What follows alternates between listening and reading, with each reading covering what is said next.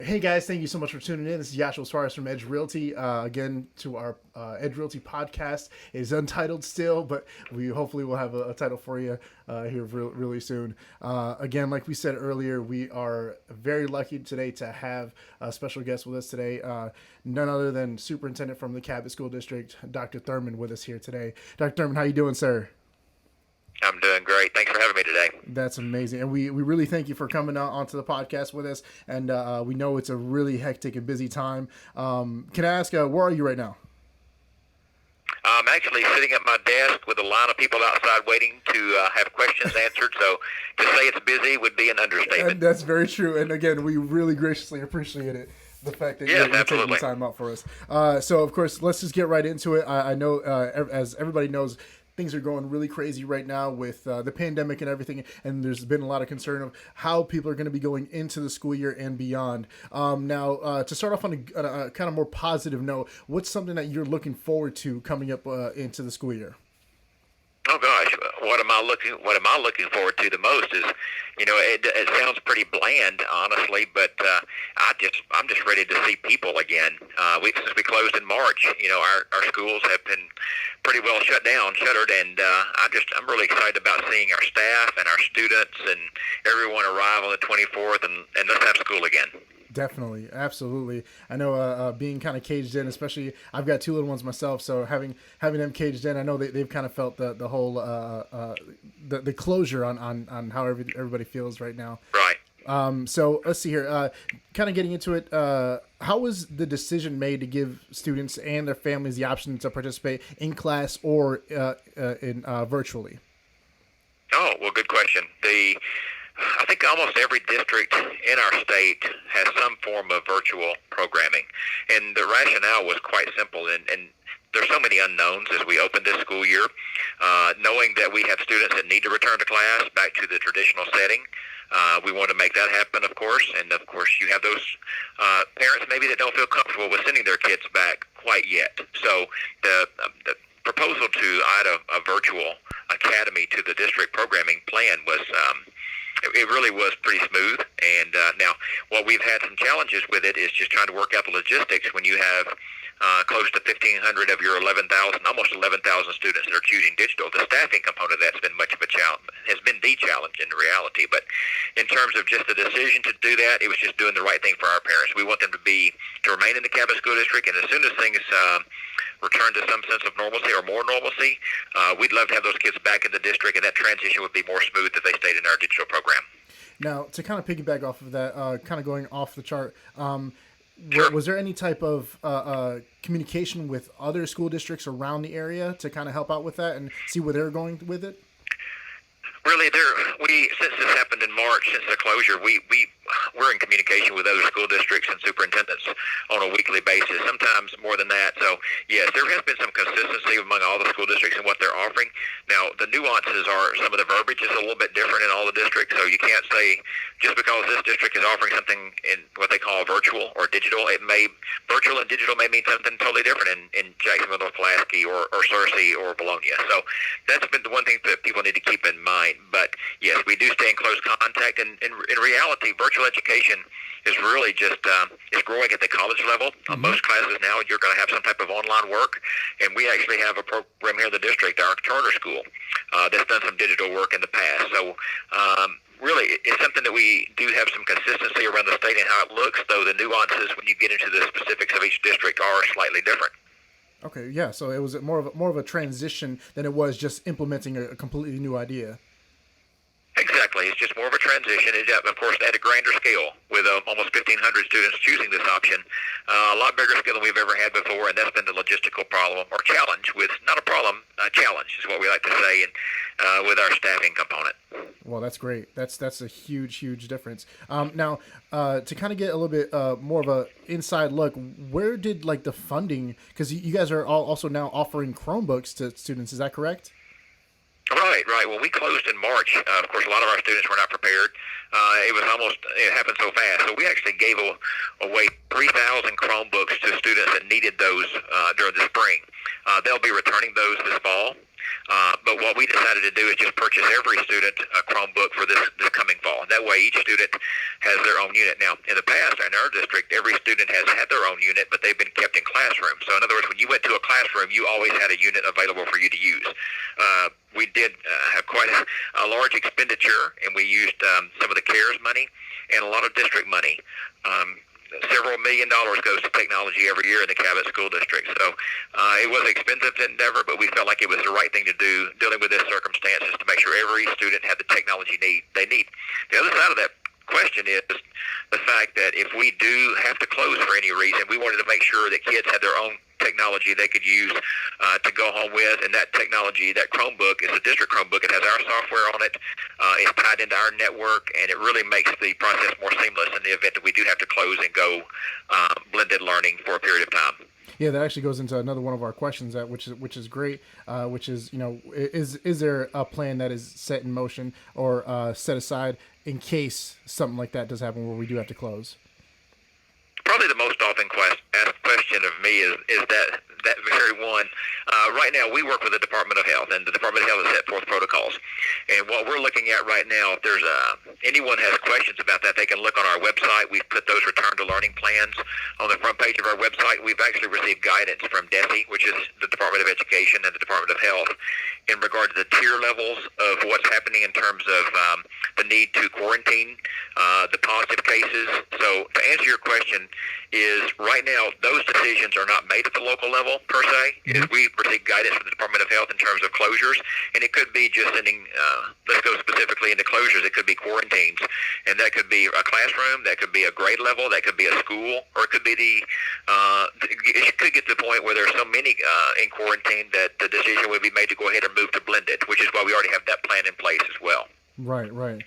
So kind of to piggyback off of there, how closely have you all been working with the Arkansas Department of Health?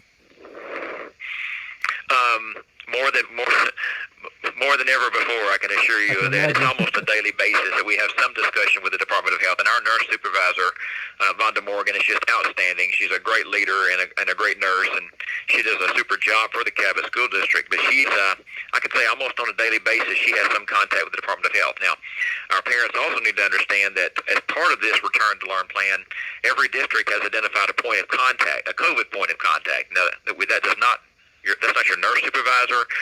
We've actually employed someone that had different jobs in the past. So what we're looking at is the fact that we'll have a point of contact in the district, and that person will coordinate all things COVID. In other words, if we have to have someone tested, if we have to have someone quarantined, who's going to communicate with those parents, that will all be quarantined. That will all be communicated through a central person, which we think will make the process much more seamless.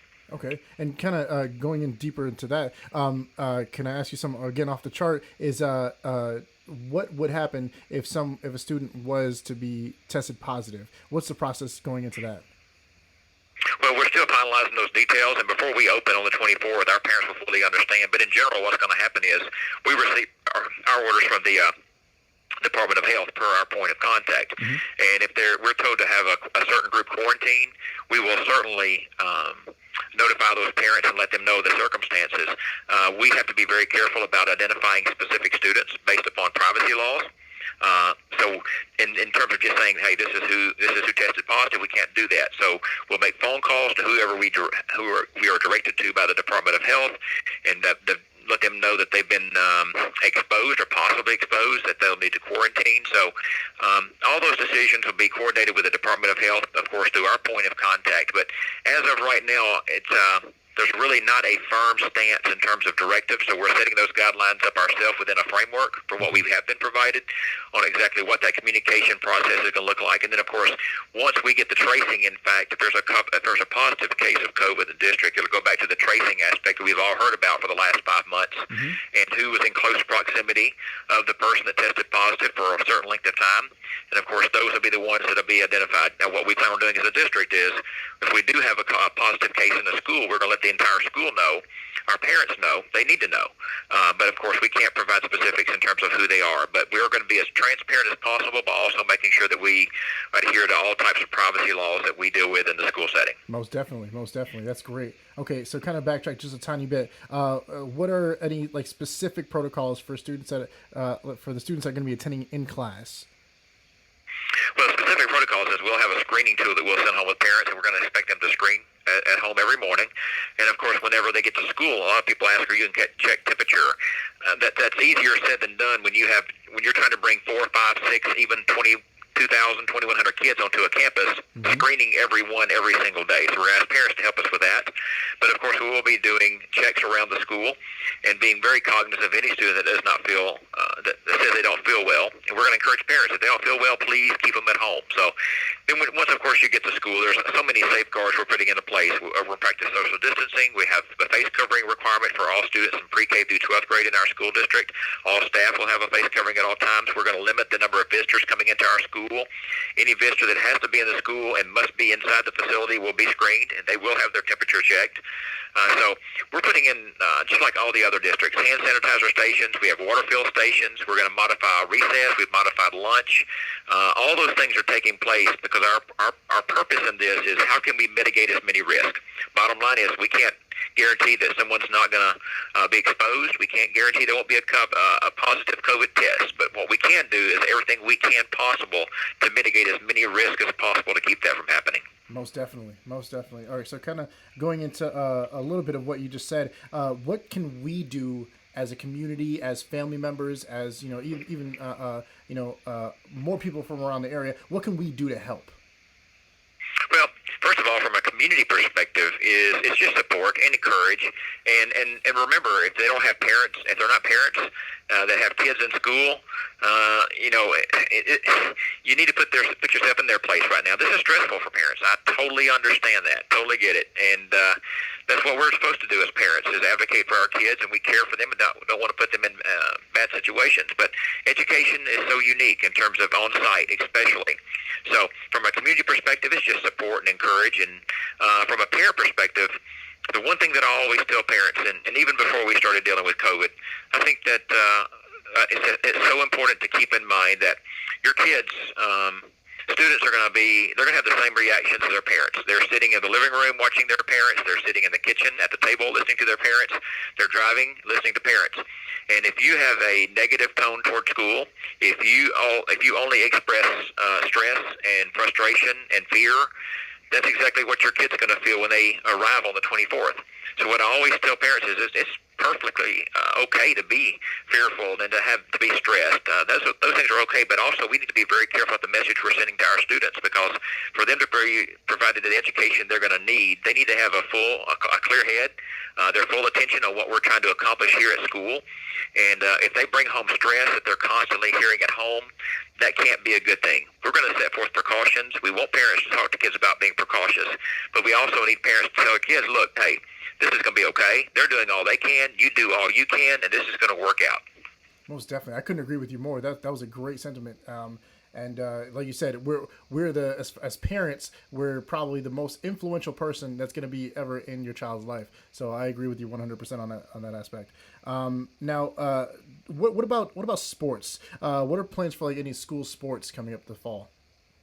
Oh my gosh, we're dealing with sports issues today, trying to figure out what football looks like, and this has been the most stressful thing other than staffing here in the last day or two, is we're getting ready to move into football season, volleyball season, tennis season, and we understand the importance of extracurricular activities. It is quite stressful right now because the imperative for guidance is always not provided at the level we need it or feel we need it. So that lag time puts us in difficult situations, sometimes making decisions, and it frustrates our parents because they feel like we're not giving information in a timely manner. And in many situations, especially with sports, we're waiting on guidance. We can't make decisions until we're told what we can do and what's going to be allowed. So at this point, as of this minute, sports are going forward. We're looking at preparing for scrimmages and preparing for benefit games and opening the season. Now, that's to be understood is just like with what's happening with college football, who knows what's going to happen tomorrow. So that's what I would say in terms of what about sports in public school today? Well, as of today, this is what we're doing. But remember, tomorrow is a brand new day. Most definitely. And where is that guidance coming from, if I could ask? It comes from it's kind of a cooperative between the Department of Health and the Department of Education and the Arkansas Activities Association. Okay, all right. And they have been basically in contact with you all nonstop over the past few months? It's been constant, yes, just trying to work through. Once we were able to return athletes to campus, that was a big stepping stone for us, for all school districts, is just to have the kids back on campus because they were gone for so long. Now the next challenge is, what does competition actually look like for all of the student athletes as we begin to prepare for games? You know, we kind of got past the practices now, and we're ready to start playing, but we're still trying to understand exactly what it's going to look like, not just for the athletes themselves, but what about for the fans? That's a huge question that we're trying to work through, and actually that's what our topic is today, that we're trying to figure out is the guidelines for how we allow fans into our stadiums and to watch events, and what that's going to look like. So that's an ongoing discussion with guidance from all those agencies that I previously mentioned. But it's really not an easy answer either. Everyone that is listening to this knows what we've dealt with COVID, with face coverings, with social distancing. Now try to take that into the same context as you want to go watch your kid play at a football game, and how does that look sitting in the bleachers or entering the gates or going to the concession stand? It's not easy answers. There's no easy answers, and it's going to take patience. It's going to take all of us working together, and we'll eventually get there. Absolutely, and I commend you all for taking on this huge epidemic and heading it face on. Now, if I could, has there been any type of insight as far as, or could you give us an insight on what has been maybe discussed as far as saying what are some ideas that they have for those type of situations going into watching sports and anything like that? Well, we still have venue guidelines that have been out for months now. So we have those venue guidelines. The thing that's going to make it most challenging, quite honestly, I'm speaking specifically for fans, is the fact that, you sit in the bleachers and it's 95, 96, 97 degrees, and wearing those face coverings for a long period of time. So you try to group people together in family groups. But what about the social distancing? And what about your percentages you can have at capacity? So those are all questions that we're working through, and we're right now we're trying to work towards planning for a scrimmage and a benefit game. This will be the first time for Cabot to play in 0 week. So all this is on us right now. So that's the imperative, that we're trying to get this information out to parents so they fully understand what's going to happen when they do come to our events. Now, I'll also add to that for parents to understand is, once we set these procedures in place, if we follow those, there's a better chance of us being able to continue the season. If we don't follow those, if it becomes difficult to manage, if the social distancing isn't taken into consideration, if people aren't cooperative, of course that's going to play into how the season works out for our student athletes. So I do ask all of our fans to keep that into consideration when they arrive at our venues to watch our student athletes perform. Most definitely, most definitely. Well, Dr. Thurman, I really, really appreciate you coming on and speaking to us a little bit more about this. Now, before we go, where can families find a little bit more information if they have any more questions? Great question. Is we highly encourage everyone to look at our website. We'll do some automated messages. We'll do some postings to social media. Everything we post on social media basically is coming through our website. It's one a portal that pulls all that information in. To get there, you'll miss if you totally rely on Facebook, you're going to miss postings. You're going to miss news items. So what I tell parents nonstop is, please check our website every day, because we're posting new information every day. And also on our website, as part of that reopening plan, there's a frequently asked questions. And we've had a COVID hotline, is what we like to call it. And we've had, probably, I'd say about 550 emails since we opened that. We've taken those emails, and anytime we get a question that we've not been asked before, we add that to that question list. So for parents listening, and for patrons out there that are just kind of wanting to understand how's this look for schools, even though you don't have a kid in school, go to that website, look at those frequently asked questions, and I think that'll explain exactly the challenge we have in front of us, but all the plans we put forward to make it a good experience for staff and students. That's amazing. That's perfect. Exactly what we needed to know. Again, Dr. Thurman, thank you so much for taking the time out today. I commend you, and hope you have good luck and everything coming forward, especially going into the school year. And if there's anything else we can do for you, please feel free to let us know. Appreciate you. And if you see a teacher, thank a teacher today. So they deserve it. And go Panthers. Thank you. Most definitely. Thank you again, sir. All right. Thank you guys so much for tuning in. Again, that was Dr. Thurman from the Cabot School District, giving you a little bit more insight of what the roadmap is going forward into the school year. If you have any more questions, feel free. I'll leave a link below, and you guys can see exactly where the website is. And if you have any more questions, that's where you'll be able to find them. Again, thanks again. My name is Yashua Suarez with Edge Realty, and this has been the Edge Realty Podcast. Take care, guys.